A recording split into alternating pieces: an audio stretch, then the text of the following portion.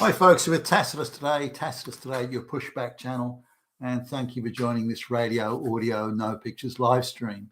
Please listen to this presentation as you're driving along in your car or your truck, or stick in those earbuds and listen to it on public transport. In this essay, I'd like to talk about bullying. Is it time for a new definition for bullying? Is bullying now far more varied in its methodologies and applications and so on than it's ever been?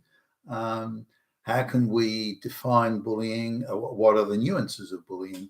How has it changed over the years, and so on? So I'll try and cover a lot of that. Again, given I'm now at 70 years, I've got I can look back to childhood and school and that sort of thing, and college and everything, and sort of gauge bullying and its varying types.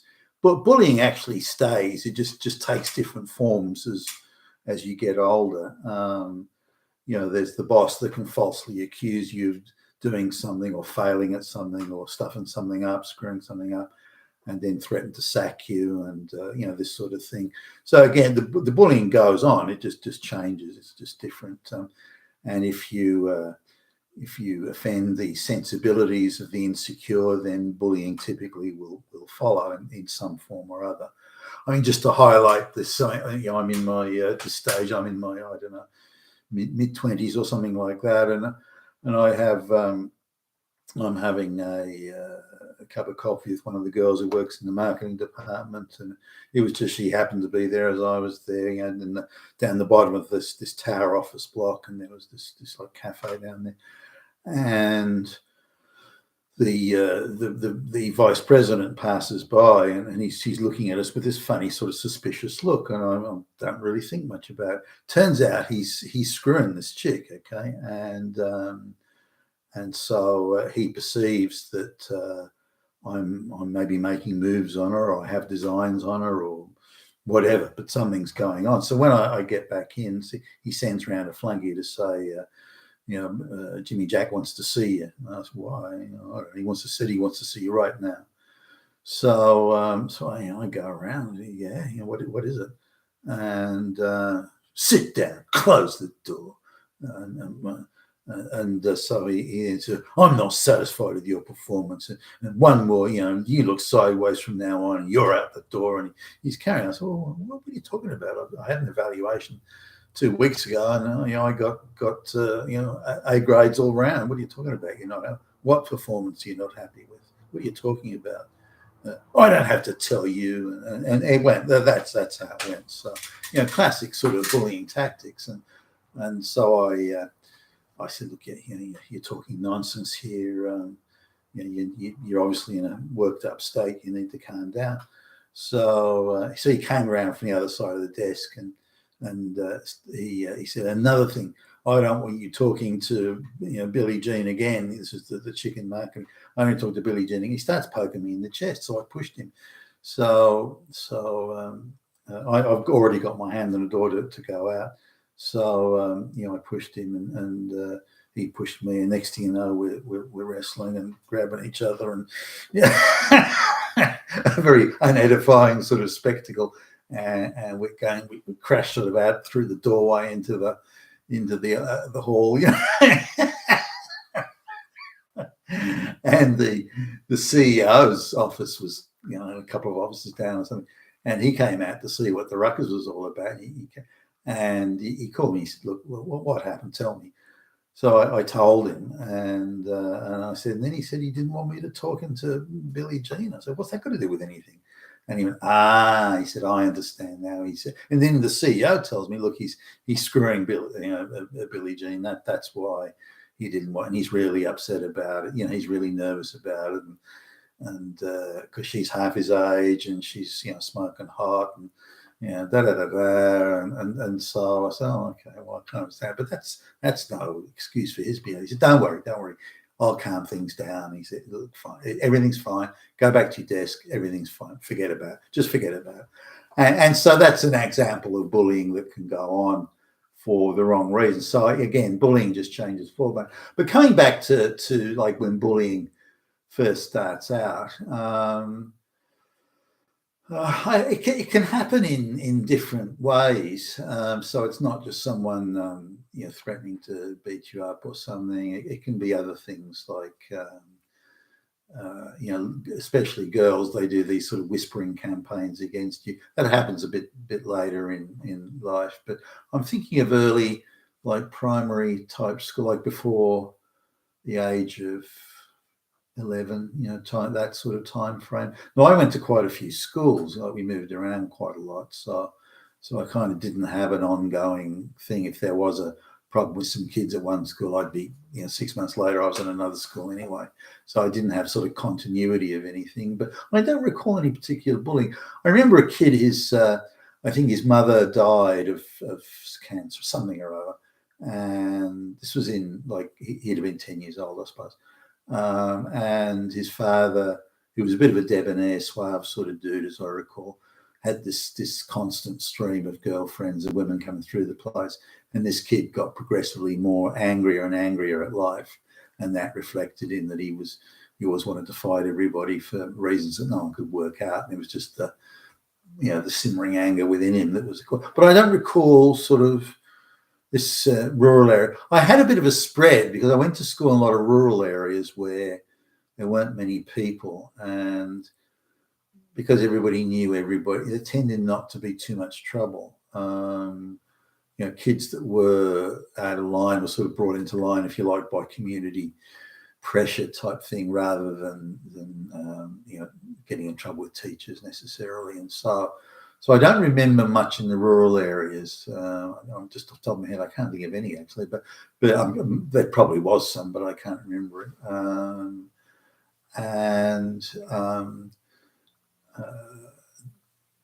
There were little things like if you tried to go to the toilet to have a shit, and the kids knew that, they'd come in and try and open the toilet door and sort of stare and point and laugh. There was that sort of, I don't know, mischievous type thing. I suppose you could classify it as bullying.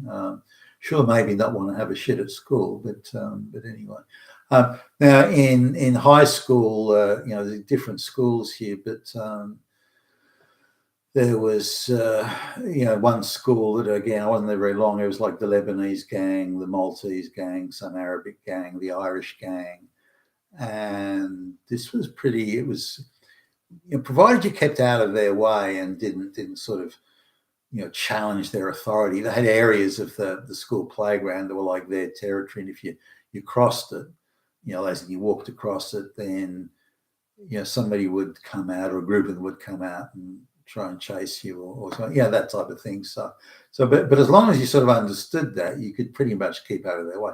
Was what their behaviour sort of, should it have been tolerated for a second? Well, of course not. But it's no point sort of inviting trouble and then saying, look at those bullies. That doesn't achieve a great deal.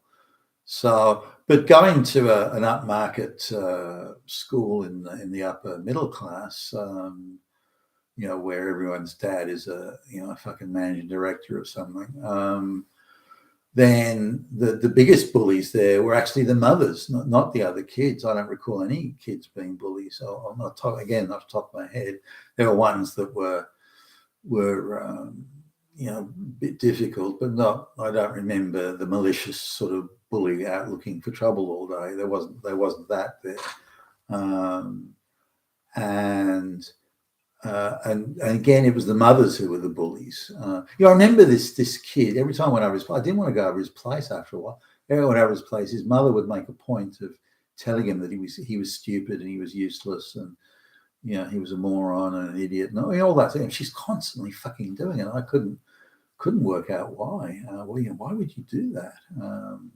I wasn't old enough, and respect for elders. I didn't have the confidence, but I felt like as a kid, I wanted to tell her to stop doing that. And but I bumped into her many years later. Like I'm about 23 or something at this point or thereabouts, and so I passed. Hello, whatever her name was, and I passed it, and I stopped and turned back. So, by the way, I was something I wanted to ask you. I wanted to ask you, why did you? I'm trying to remember the son's name.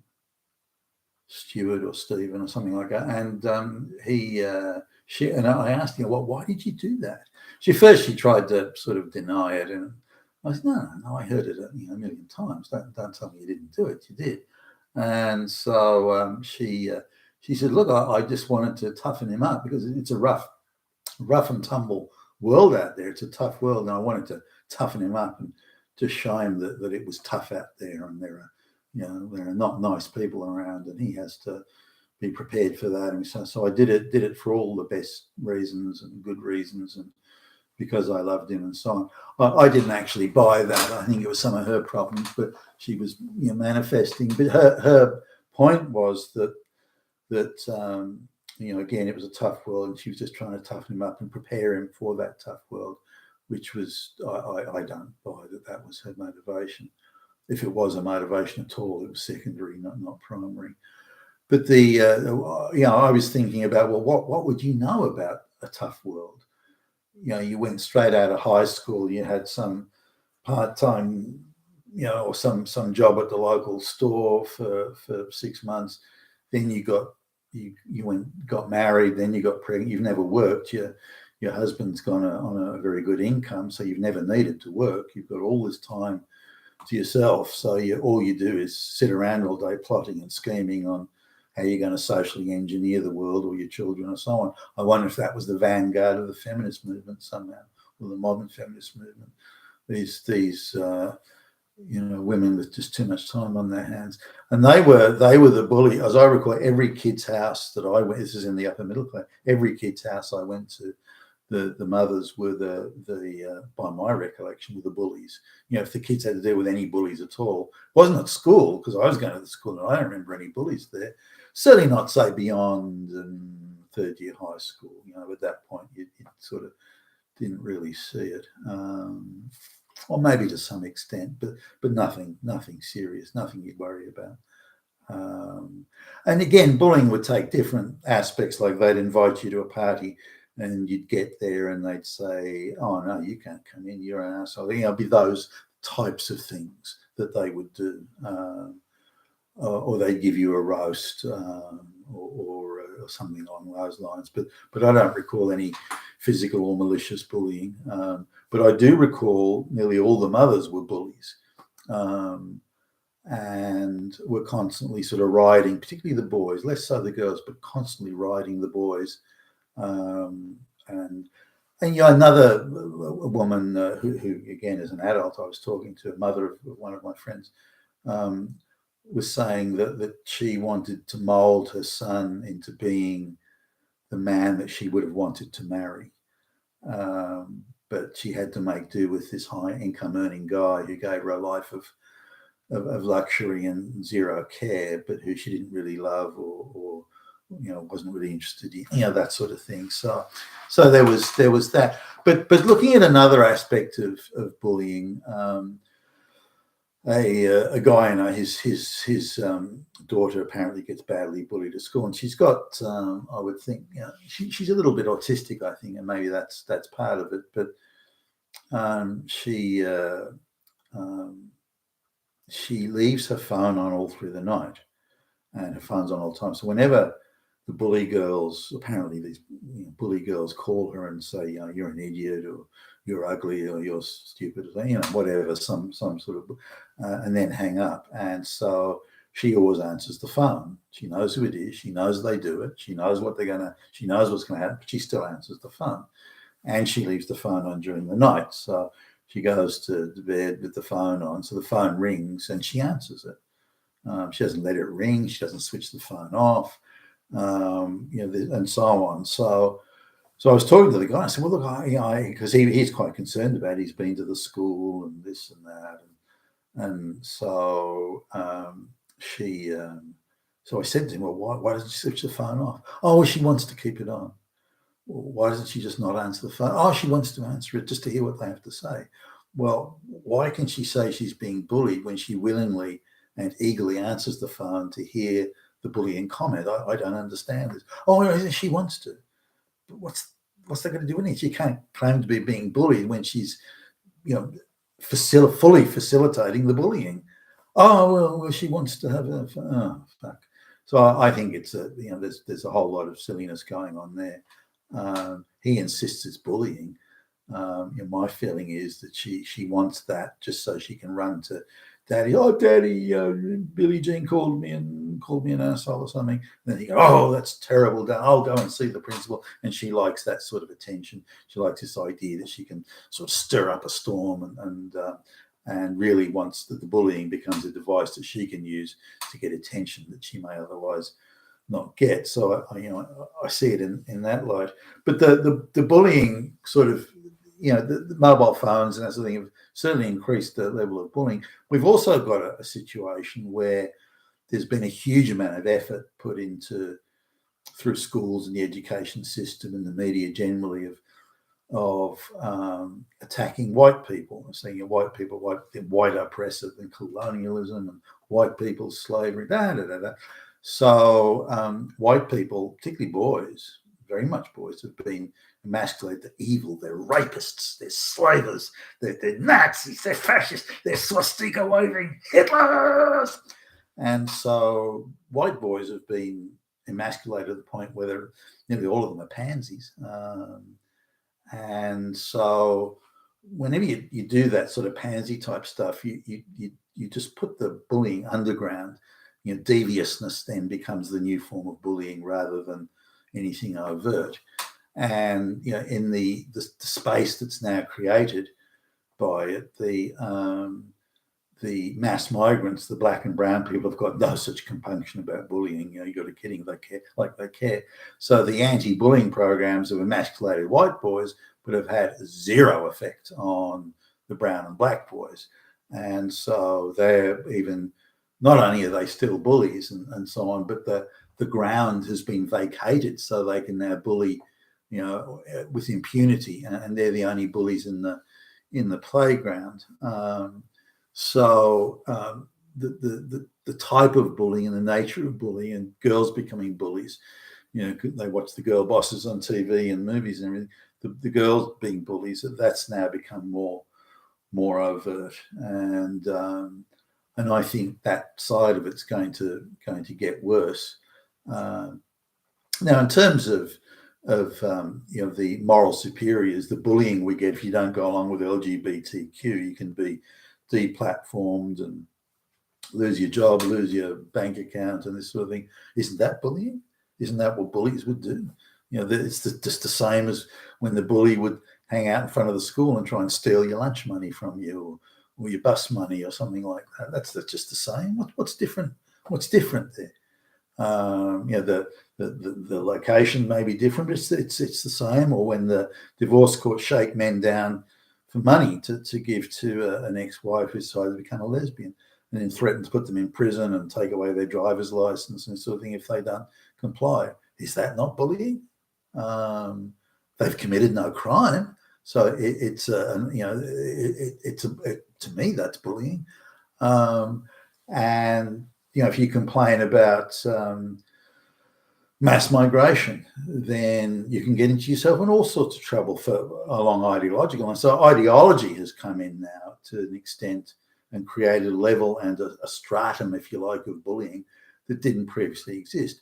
Sure, things like good manners and good behavior and the rules existed, but the rules were sort of pretty much applied to everybody unless you were the best buddy of somebody. But otherwise, they were clear rules. You knew what the rules were. With ideology, you don't. With ideology, you don't know how it's going to be interpreted and how it will be applied to what you've said or alleged to have said or could have said. If you hadn't said something, someone alleged you did, that's good enough for the bullying to begin, and so on and so forth. Now, it didn't mean that there weren't bullies in certain neighbourhoods. You walk through neighbourhoods and someone just appears from nowhere and says, "What did you say to me? Were you looking at me?" That sort of stuff. So really, those sort of things still go on if you go into certain neighbourhoods. But the reality is, bullying has just changed shape. Now, the idea of honour and things like that. I just want to talk about that for a moment. I don't recall an actual act of dishonouring that had occurred where somebody, like a school kid, would say, well, I'll meet you at the back after school, and we'll see how tough you are. That sort of thing. It was usually, certainly as I recall, it was always made up crimes. Someone said that you said this, or you looked at me, or you laughed when I went by, or something like that. Very, very sort of chippy on shoulder type thing, so they can just accuse you of doing so. I noticed whenever these false accusations went along, that the perpetrator, the alleged perpetrator, was always a much smaller sort of guy. They didn't go up to the really big guys and say, you said this. They always picked a small guy, as I recall, and that seemed to be a consistent thing. So I don't recall people fighting for honor. You said my mother was a so and so, and I'm going to fight you. It wasn't like that. It was quite different. So on the issue of bullying, it goes on all through your life. And it just in different ways. And even we were, me and my business colleagues were out at a meeting just days ago, where we had some diversity director from the HR department come along and give us one of the, it happens so often now, I barely think about it, giving us a big dressing down about how we were morally, we were, shouldn't use the word Nazis, but how we were rapist, Nazi, oppressor, fascist, where's your swastika and all this, just because we're all straight white males. And, you better watch out, any in full support of LGBTQ, we'll Now, they can use that with other people and scare them, but we're capable of fighting back, or I am anyway. I'll pull out the contract. And I go, no compunction, I'll pull out the contract. Well, if you do that, then I'll see you in fucking court. No, I don't say that. But if you do that, it'll be in contravention of the contract, and then we'll have to have the matter decided by a judge in a court of law. And then you see suddenly the colour drain from their face, and they're not so tough anymore. But it's the same. It's the equivalent thing of the bully comes up to the little kid, and the little kid says, "Oh, okay, you want to bully me? Well, here's my older brother, or here's my 6'6", 500-pound buddy. You still want to do the bullying? You don't? Oh, okay, all right then.